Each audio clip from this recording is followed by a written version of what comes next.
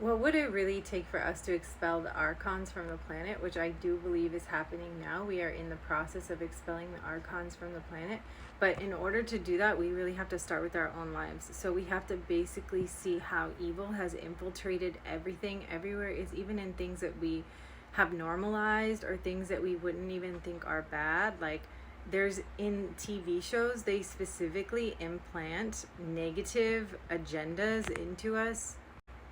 I've been studying exorcisms and from a number of different perspectives, from a Christian perspective, a Muslim perspective, a Tibetan perspective, a psychological perspective, right? So I do this work with clients, but I'm also doing it on myself right now. I'm just doing a super deep dive of going through my whole life. And in order to navigate these coming times, we're going to have to be moving super clean. You're not going to get away with anything. You're a light worker, you're a good person, you have a pretty good life.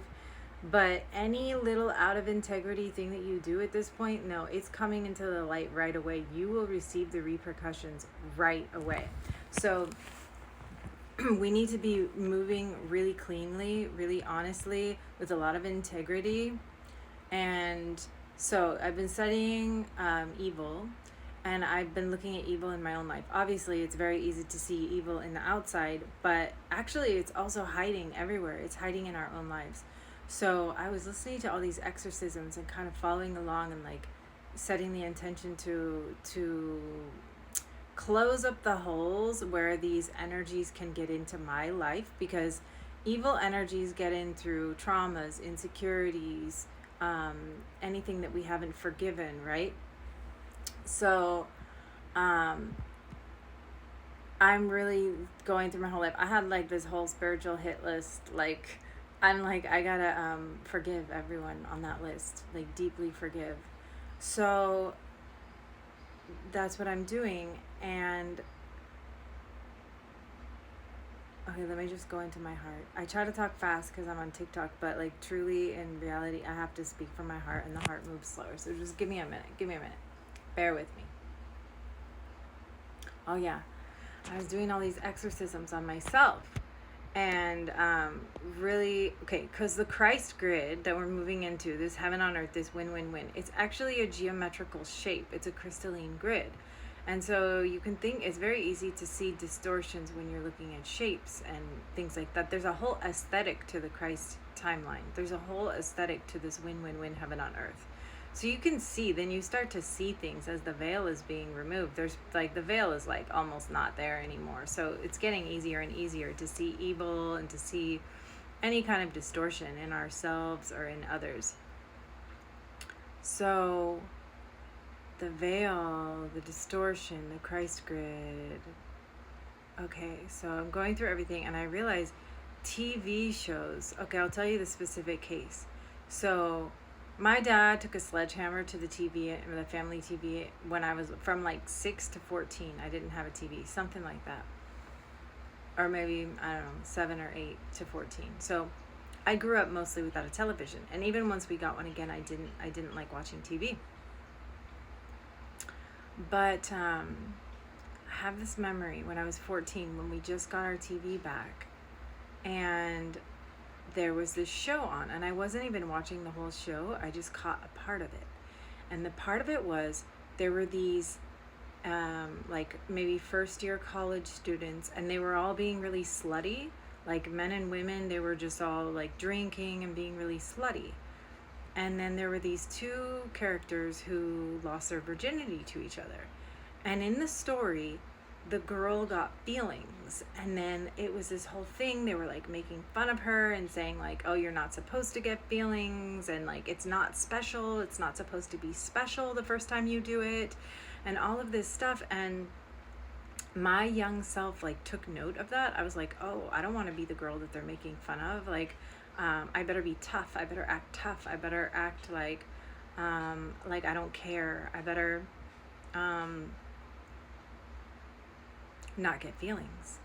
And so this was an implantation in my mind. And so Lisa Renee talks about negative alien implants, but that is actually a thought form that creates a structure in my internal architecture that is cutting me off from the natural, holistic, beautiful human experience that we're meant to be having on this beautiful planet, you know? And so this created this distortion in my personality of me wanting to act like a tough girl.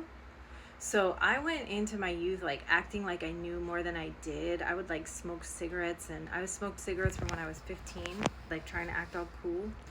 And I was an exchange student in Ecuador when I was 15, and so you could like drink, you could smoke.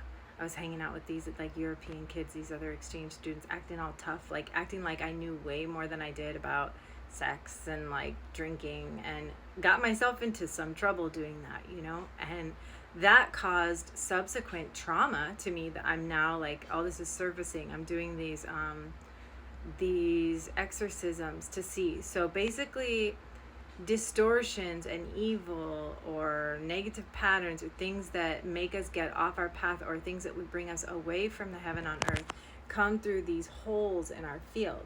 And the holes happen through, there's a whole list. I can start to go into some of this demon stuff from my synthesized perspective of everything I've studied from all the cultures, but they got it down to a science. Like the Christians are really good at it, like exorcising these demons.